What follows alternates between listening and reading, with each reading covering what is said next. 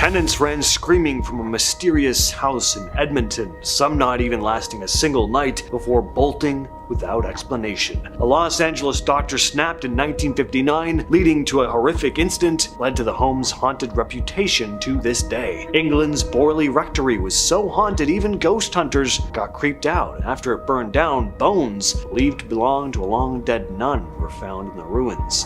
New Orleans, the LaLaurie Mansion looked fancy on the outside, but inside it was a real-life house of horrors. And just down the street, a home became a massacre site overnight, with limbs scattered all around. But who was responsible and why? These are scary haunted houses you can't survive the night. First up, we have the Edmonton Haunted House. Now, I'm not clear as to the name of the owner of this house or the exact location, only that it is or was in Edmonton. This is a very old story dating back to 1909. So the owner would rent the house out, but they had a hard time securing regular tenants as each person who stayed there would rush out of the home oftentimes in well under a month. An article at the time is quoted saying, "From time to time, parties of different nationalities have approached the owner of the house and rented it sometimes for a year, other times for only a few months. But generally, at the expiration of a few hours, they disappeared, bag and baggage, without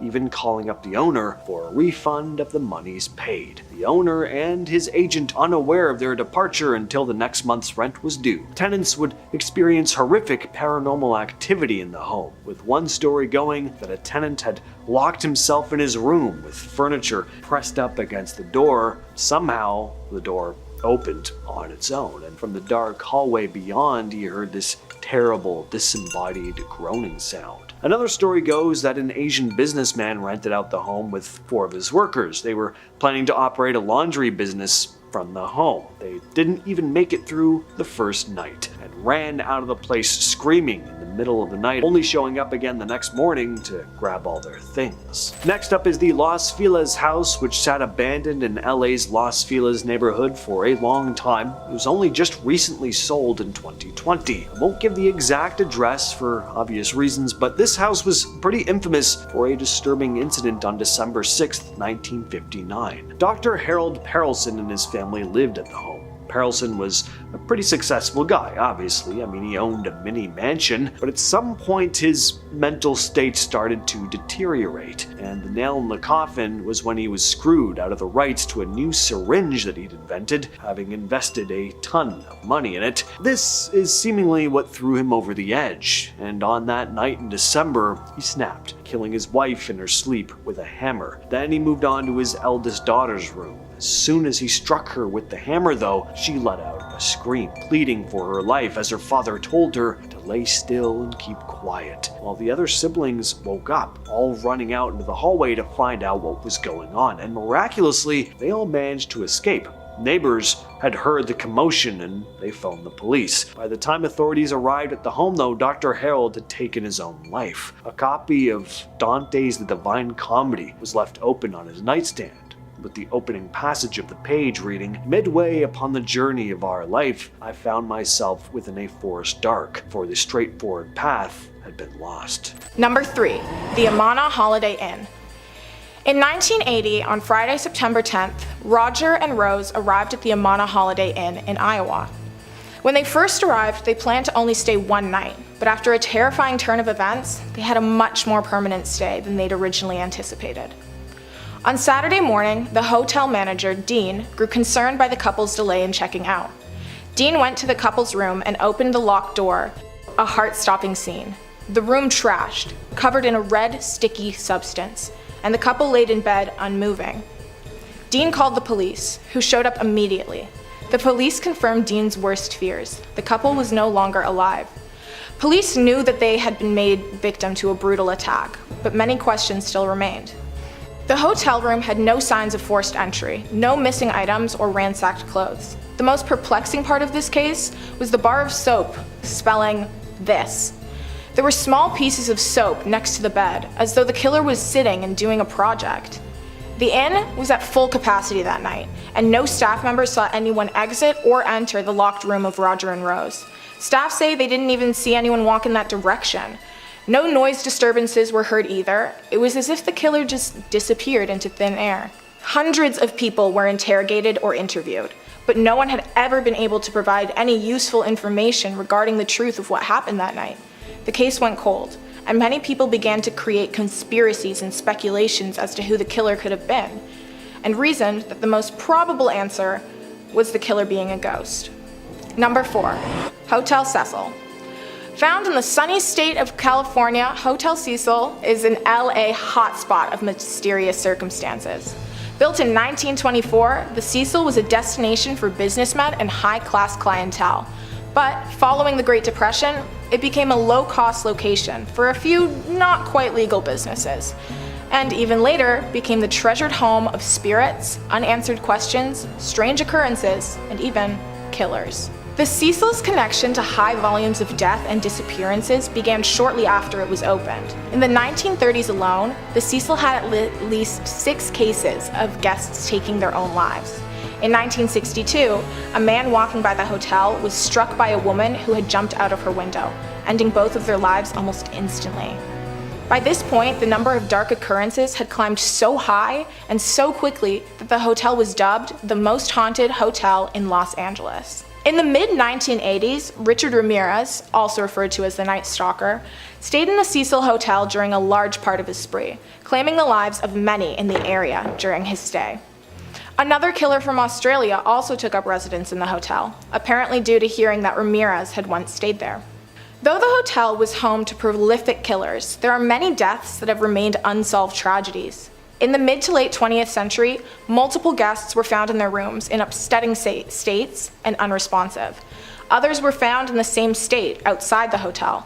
Having no cameras in the hotel at the time, people were hesitant to believe that these acts were committed by something of a different realm.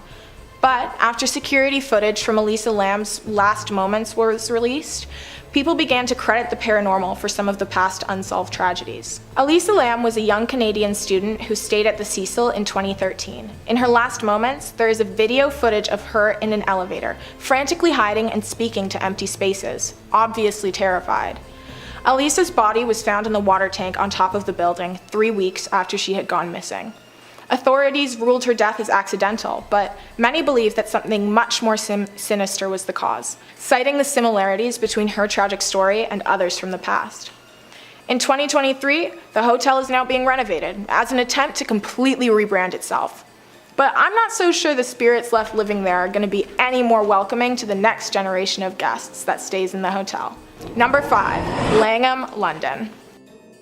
Built in 1865 with over 500 rooms, the Langham is an unsurprising host of paranormal activity.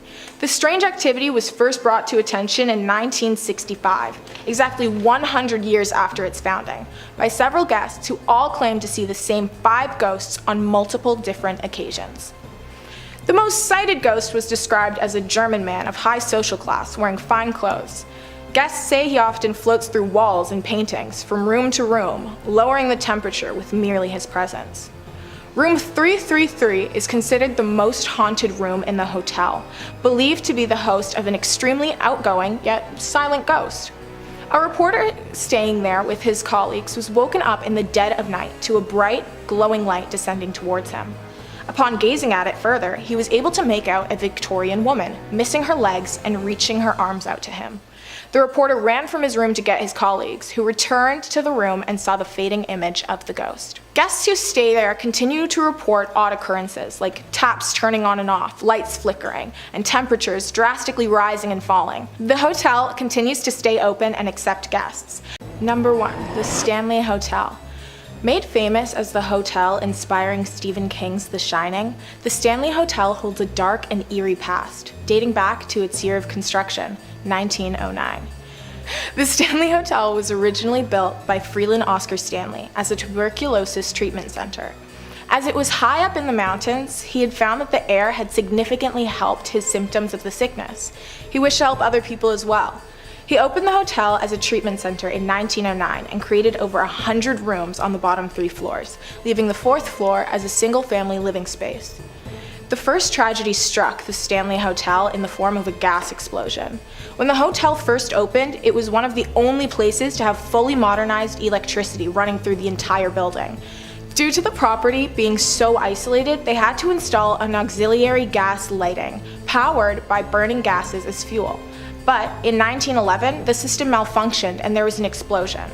Parts of the building were wrecked. 8 people were injured, one of them being a maid who was propelled down the main stairs from the infamous room 217. But I'll get into that in just a minute. The grand staircase that the maid was hurled down is the cause for far more mysteries surrounding the hotel. Many people claim to have seen people standing on the staircase, girls in white dresses, or past patients walking up and down the stairs. On the Stanley Hotel ghost tour, many people have been lucky enough, or unlucky enough depending on who you are, to capture a blurry photograph of the girl in the white dress. A girl that they do not recall seeing when the photo was taken. The 4th floor of the Stanley Hotel was a single-room attic space when the hotel was originally constructed, but upon increased demand, they created more rooms on the 4th floor, which apparently created more space for the paranormal to lurk. Room 401 is said to have a closet that opens and closes itself. Room 407 has an invisible presence that sits on the bed while guests are sleeping. And in room 428, you might be visited by the ghost of a cowboy. Throughout the entirety of the 4th floor, you can hear children laughing and giggling below, and most strangely, above you. Seeing as the 4th floor is the highest level, it's obvious that hearing children run above you would be worrying, ghost or not. Room 217 is the holder of the most well-known stories behind the Stanley Hotel, and is the inspiration for the creation of The Shining.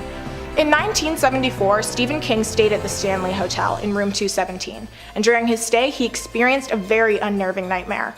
And if a nightmare is able to unnerve Stephen King, it's certain that it was something peculiar. This nightmare inspired him to write The Shining. The gas explosion of 1911 was sparked in room 217, started by the maid, who fell down the stairs, who lit a torch while the gas pipes were overflowing. People claim that the maid can still be heard walking through the room, talking and laughing to herself, yet still providing excellent service as she continues to clean the room and make the bed at random times. Number 2, the Hotel Chelsea. Located in New York City, Hotel Chelsea has gained extreme popularity in the paranormal community due to the myriad of strange occurrences that people have witnessed. Now abandoned, the once lively hotel finds itself nearly empty, filled only with spirits. Opened in 1884, the Chelsea was designed as a co-op where people could live together as a community and find comfort in those living around them.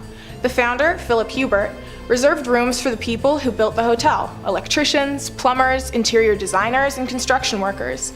They all got a place to live at the Chelsea. At the time it was built, the 12-story building was the tallest building in New York. Sadly, in 1905, Philip Hubert went bankrupt, and the dream that he had created began to crumble before his eyes. The Chelsea was converted into a hotel and was frequently visited by many high-status guests or permanent residents. The Chelsea became an artist colony, with some of the artists trading paintings for rent money. Children of wealthy parents found solace in the welcoming community, and for just a moment, it seemed as though Hubert's vision continued to prosper. People would come from all over the world, paying for a room, only to take in the art in the lobby. The hotel has many ghosts, though only a few have multiple substantiated sightings. Mary has the most sightings from guests. As a survivor of the Titanic, Mary arrived at the hotel very depressed and distraught. Unable to move on from the trauma she had faced, she soon took her own life in her 5th floor apartment. Mary's ghost now spends most of her time under the arch that was the original entryway, staring at herself in the mirror and becoming frustrated at the living who dare to disturb her. Nadia was a young woman who threw herself out of a window at the hotel after removing her own hand. The ghost of Nadia is now seen with a severed hand, trying to find her way back into the hotel, walking in aimless circles and unable to re-enter. The Hotel Chelsea was officially closed in 2011 due to the damaged state of the very old building.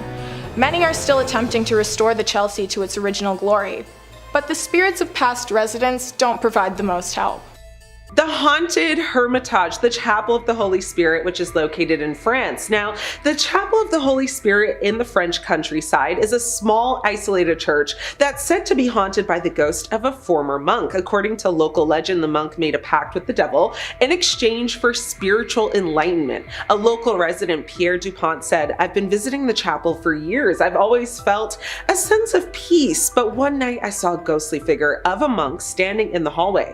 It was like he was trying to communicate with me. Now, the chapel in Rue, built between 1440 and 1515, is a major example of Gothic, flamboyant Picard art. Now, the Chapel of the Holy Spirit is located in the city center on a hill and is listed in the Supplementary Inventory of Historic Monuments. It was previously known as the Chapel of the Langham Hospital before it actually moved in 1981. According to local legend, Brother Etienne was a devout monk who basically lived in the chapel during the 17th century. Etienne was known for his extreme devotion and his dedication to the church. However, as time went on, Etienne became increasingly disillusioned with the church and its teachings. One night, Etienne made a pact with the devil in exchange for spiritual enlightenment and a lot of power. The devil granted Etienne's wish, but at a terrible cost. Etienne's body began to wither away, and he became consumed by an intense feeling of darkness and despair. Now, several paranormal investigation teams have visited the chapel, and many have reported strange occurrences. Some have captured evidence of ghostly apparitions and unexplained noises. A paranormal investigator named Marie Martin said, "We investigate the chapel and captured some compelling evidence of paranormal activity. We believe that Etienne's ghost is still trapped in the chapel and that his pact with the devil has cursed the place." The cursed congregation, the First Baptist Church located in Texas. Now, the First Baptist Church in the small town of Sutherland Springs, Texas, is a place of dark legend. According to local lore, the church is haunted by the ghost of a former pastor who is possessed by the devil. A former congregant, Emily Wilson, said, "I was attending a service at the church when I saw the pastor's eyes turn black. It was like he was possessed by something evil. I've never been back to that church again." Of course, the First Baptist Church in Texas, particularly the one in Sutherland Springs, became infamous for the 2017 mass attack, leaving first responders and the community haunted by the horror of the event. On November 5th, 2017, a man launched an attack with a fatal weapon at First Baptist Church, fatally hitting 26 people and injuring 20 others. Now, the horrific nature of the carnage left first responders deeply affected, struggling with the trauma and the overwhelming scene. Now, the church, however, is cursed and has a long history dating back to the 19th century, and it's said to be haunted by the ghost of a former pastor who was possessed by the devil. Now, according to the local lore, Pastor Johnson was a very charismatic and influential figure in the church during the early 20th century. However, Johnson's behavior became increasingly erratic and bizarre, and many believe that he was possessed by the devil. One night, Johnson's behavior became so erratic that he was locked in the church's basement. But the next morning, Johnson was found in the pulpit, his eyes black as coal, and his voice changed to a deep, raspy tone. After Johnson's possession, strange occurrences began to happen in the church. Members of the congregation reported hearing noises, ghostly apparitions were seen, and experiencing intense feelings of just fear and dread. Now, many believe that Johnson's possession had cursed the church and that his ghost was still trapped there. The Devil's Domain, the Cathedral of Santiago de Compostela in Spain. Now, the cathedral in Spain is one of the most famous pilgrimage sites in the world, but despite its sacred significance, the cathedral has a dark history of paranormal activity. According to reports, the cathedral is haunted by the ghost of a former priest who made a deal with the devil. A visitor named Maria Rodriguez said, "I was visiting the cathedral when I saw a ghostly figure of a priest standing in the sanctuary. It was like he was trying to warn me of something." Now, at night, when the lights of the city are on, a shadow of, a pilgrim is said to appear on the wall of the cathedral. The story goes that a priest who was in love with a nun from the San Pao convent would meet her secretly in a passage under the stairs. One night, the priest asked the nun to run away with him, but she never came. She just didn't show up. The priest returned and waited in anguish for his love, dressed as a pilgrim, and has been waiting every night since. That's heartbreaking. You can find the shadow in the deep corner between the base of the clock tower and the royal door, behind a low fence next to the lighting pillar. There are other versions of this story, of course, including one actually about a criminal who was ordered to make a pilgrimage to Santiago to redeem his sins, but instead became involved in just more crimes. The first myth tells that this shadow is the soul of a criminal who was trapped in the cathedral. It states that a 15th century French nobleman was convicted of unaliving his father out of greed. To redeem his sins, he was ordered to make make a pilgrimage to Santiago. However, far from, repenting and purifying himself, during his journey, he became involved in several conflicts that culminated in the assassination of 2 young men. When he arrived in the city exhausted and with no place to rest, he decided to sleep at the doors of the cathedral. Around midnight, though, the ghost of his father appeared to him to forgive him for unaliving him, but told him that he must pay for the demise of the 2 pilgrims. Therefore, he condemned the Frenchmen to wait eternally in the Quintana until their souls reached and finished their journey. Starting off with the cursed chapel of the damned. Now, St. Mary's Church in England, St. Mary's Church in the small village of Botsford, England, is a place of dark legend. According to local lore, the church is haunted by the ghost of a young girl who was brutally unalived by a satanic cult in the 17th century. Visitors to the church have reported strange occurrences, including unexplained noises, moving shadows, and an intense feeling of dread. Local resident Sarah Jenkins had said once, "I've been visiting St. Mary's for years, and I've always felt a sense of unease, but one night I saw a ghostly figure of a young girl standing in the pews. It was like nothing I've ever seen before." Now, the Witches of Belvoir is one of the most famous tales of English witchcraft here. In the early 1600s, Joan Flower lived in Botsford with her 2 daughters, Philippa and Margaret, who worked as servants for the Earl of Rutland at Belvoir Castle. Now, unpopular in their community and distrusted by the rest of the staff at the castle, the sisters were dismissed actually for stealing. Now, according to local legend, the Flower woman swore revenge on the Earl and attacked his 2 sons and heirs to basically the earldom of witchcraft. Now, the story is immortalized in Botsford local church. The Earl's tomb, which lies inside the building, commemorates the unusual passing of the 2 boys, noting both of them perished in their infancy by wicked practices and sorcery.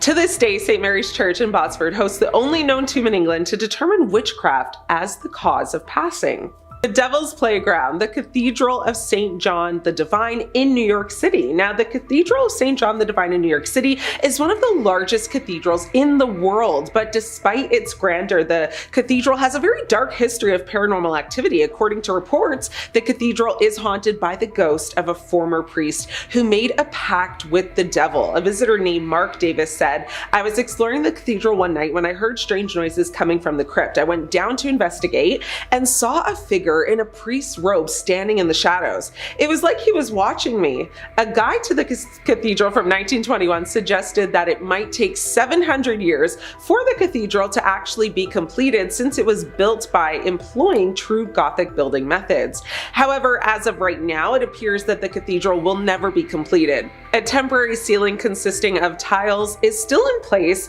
a century after it was supposed to be demolished so that the cathedral spire could basically rise. Now, St. John the Divine claims to be the largest cathedral in the world, defined as a church that is also the seat of a bishop. Measured by length or internal volume, it is one of the 5 largest church buildings in the entire world. Additionally, it possesses the largest rose window in the United States. The window, which is the 5th largest in the world, was constructed out of 10,000 pieces of stained glass.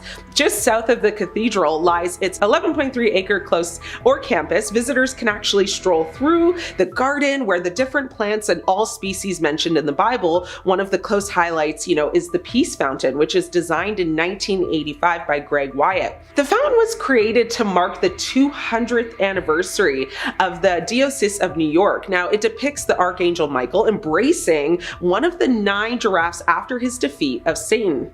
What was said to be the most haunted house in England? Well, if you were to ask people back in the day, they'd probably tell you about this place called the Borley Rectory. It was infamous for supposedly being haunted long before it burned down in 1939 and was demolished for good in 1944. Built in 1863 for Reverend Henry Bull, the place quickly got a reputation for all the strange things that would happen there. The land itself was supposedly cursed thanks to a legend dating back centuries. The story goes that a monk and a nun fell in love, tried to run off together, and got caught. The monk was executed and the nun was sealed up alive in a wall to die. So when the rectory was eventually built on that same ground, people believed the place was just no good. People who lived there over the years would tell stories about all your classic haunted house stuff, hearing unexplained footsteps, seeing faces in windows, hearing bells ringing on their own. Some also said they saw ghostly figures wandering the halls. It got so intense that the Daily Mirror sent out an investigator, Harry Price, in 1929. He was one of the first people to take a scientific approach to ghost hunting. He brought cameras, fingerprint kits, and devices to track temperature and movement. Well, he claimed to see some stuff and hear some stuff. He'd see objects fly across rooms, hear weird whispers from the dark, empty rooms. Then Reverend Lionel Foister and his wife, Marianne, moved in, and it didn't go well. Marianne especially seemed to be targeted. Forget seeing or hearing things, she'd tell her husband that she'd be slapped and scratched and pushed, but not by anything she could see. Messages would also appear scrawled across the walls that no one could explain, and they only showed up when she was around. And the couple didn't last long there and ended up moving out, but the investigator, Harry Price, he stuck around, trying to make sense of what was going on. During one seance, Price claimed that he learned the names of the monk and nun from the original legend.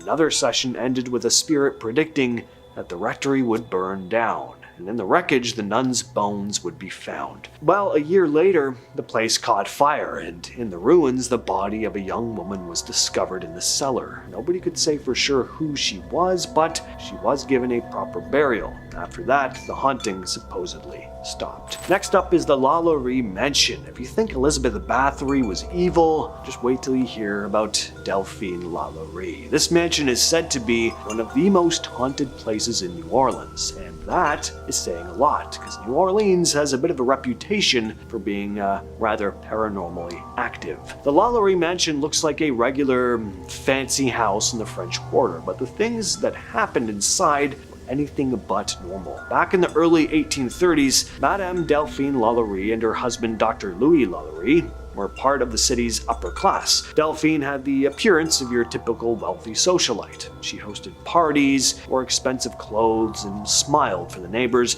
Elegant was probably the word most would use to describe her. But that changed. See, behind closed doors, things were incredibly grim. She owned enslaved people, which at the time was legal, but even by the standards of the day, people started noticing that something was very wrong. Neighbors would notice that her servants looked unusually thin. They'd often have bruises as well, and then they'd just disappear altogether. One day, a child fell from the roof after reportedly being chased up there by Delphine. Authorities finally forced her to give up her slaves, but this didn't do anything. Her relatives brought them back and returned them to her. Then in 1834, a fire broke out at the mansion. The woman who started it was an enslaved cook who later admitted she was trying to die rather than being taken upstairs again. Firefighters arrived and broke into the locked slave quarters, and what they found was a complete horror show. People were chained up, starving, injured.